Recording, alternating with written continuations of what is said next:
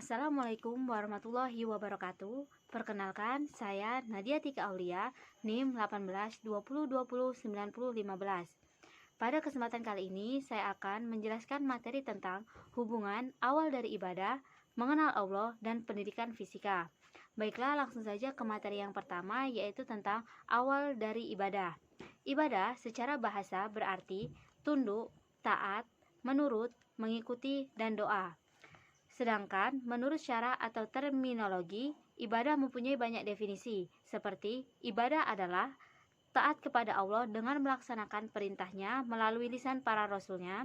Yang kedua yaitu ibadah adalah merendahkan diri kepada Allah, yaitu tingkatan tunduk yang paling tinggi, seperti dengan disertai rasa mahabbah atau kecintaan yang paling tinggi. Yang ketiga yaitu ibadah adalah sebutan yang mencakup seluruh apa yang dicintai dan diridhoi oleh Allah, baik berupa ucapan maupun perbuatan, yang zahir maupun yang batin. Menurut ulama tauhid, ibadah adalah mengesahkan Allah Subhanahu wa taala dengan sungguh-sungguh dan merendahkan serta menundukkan jiwa setunduk-tunduknya kepadanya. Pengertian ini didasarkan dalam firman Allah dalam Quran Surat An-Nisa ayat ke-36 yang artinya, dan sembahlah Allah dan janganlah kamu mempersekutukannya dengan sesuatu apapun. Ibadah dibagi menjadi ibadah hati, lisan, dan anggota badan. Rasa khauf atau takut, raja atau mengharap, marhabah atau cinta, tawakal atau ketergantungan, senang adalah ibadah qalbiyah yang berkaitan dengan hati.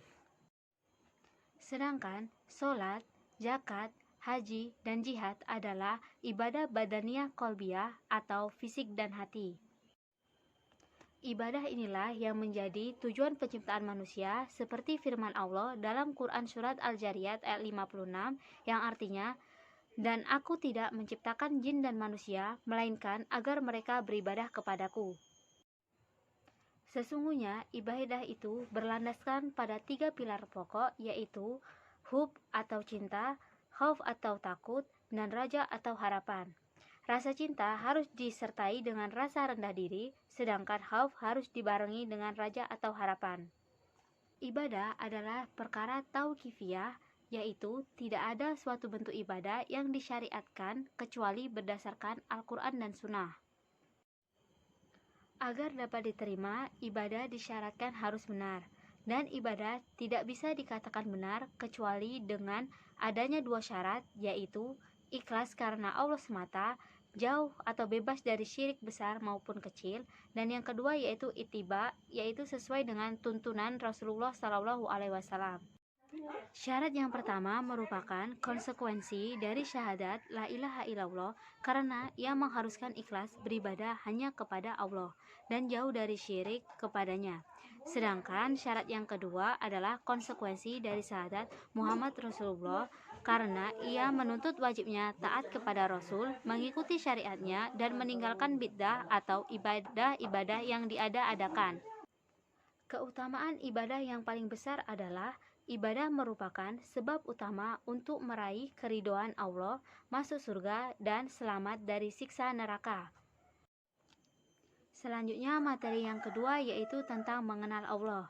Mengenal Allah Subhanahu wa taala merupakan suatu keharusan bagi setiap orang yang beriman, karena hal tersebut adalah syarat dari kekuatan iman seseorang. Dalam ajaran Islam, mengenal Allah sebagai Tuhan pencipta dan pengatur alam semesta dan seluruh makhluk merupakan suatu kewajiban. Allah Subhanahu wa taala telah mengisyaratkan dan mengajak hambanya untuk mengenal dirinya, sebagaimana firman-Nya dalam Quran Surat Al-Imran ayat 190 yang artinya, sesungguhnya dalam penciptaan langit dan bumi dan pergantian siang dan malam terdapat tanda-tanda kebesaran Allah bagi orang-orang yang memiliki akal. Ada beberapa cara mengenal Allah. Yang pertama yaitu kenali keberadaan Allah dengan cara beriman kepadanya. Sebagai umat muslim, kita terlebih dahulu harus percaya dan yakin bahwa Allah sang pencipta segala yang ada di dunia benar-benar nyata adanya. Yang kedua yaitu kita harus mengenali rububiyah Allah Subhanahu wa taala. Cara mengenal Allah yang kedua ini adalah dengan mengakui keesaan rububiyah Allah Subhanahu wa taala. Umat muslim wajib meyakini keesaan rububiyah Allah Subhanahu wa taala, seperti bahwa hanya Allah Subhanahu wa taala yang menciptakan, memiliki, menguasai dan mengatur seluruh makhluk ciptaannya yang ada di dunia. Selain itu, kita harus pula yakin bahwa Allah Subhanahu wa taala yang menghidupkan, mematikan, memberikan rezeki, mendatangkan kebaikan hingga mendatangkan bencana bagi segala sesuatu yang ada di muka bumi. Cara mengenali Allah yang ketiga yaitu kenali uluhiyah Allah Subhanahu wa taala. Maksudnya yaitu dengan meyakini bahwa hanya kepada Allah Subhanahu wa taala kita harus beribadah. Tujuan dari mengenali keesaan uluhiyah Allah adalah agar umat manusia mencintai Allah, tunduk padanya, takut dan berharap hanya padanya, serta mengesankan ibadah hanya kepadanya. Cara mengenal Allah yang keempat yaitu dengan mengimani dan menetapkan seluruh nama dan sifat-sifat Allah seperti yang telah tersebut dalam kitab Al-Quran dan Sunnah yang sahih. Allah Subhanahu wa taala berfirman dalam surat Al-A'raf ayat 180 yang artinya, hanya milik Allah Asmaul Husna, maka bermohonlah kepadanya dengan menyebut Asmaul Husna itu, dan tinggalkanlah orang-orang yang menyimpang dari kebenaran dalam menyebut nama-namanya. Nanti mereka akan mendapatkan balasan terhadap apa yang telah mereka kerjakan. Materi yang ketiga yaitu tentang pendidikan fisika.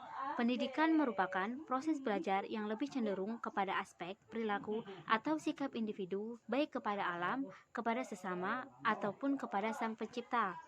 Sedangkan fisika merupakan bagian dari disiplin ilmu sains yang mempelajari perilaku-perilaku fisik benda yang kasat mata atau benda-benda tak kasat mata yang berperan dalam kehidupan manusia sejak dimulainya kehidupan sampai saat ini. Relevansi antara Al-Quran dan fisika sangat erat dan utuh tanpa adanya penghalang untuk saling dipisahkan satu sama lain. Pada prinsipnya, semua ilmu yang ada di dunia sudah tertulis dalam Al-Quran, baik yang tersurat maupun tersirat. Pembahasan fisika tentang keteraturan alam semesta itu dapat diungkapkan melalui hukum-hukum empiris fisika.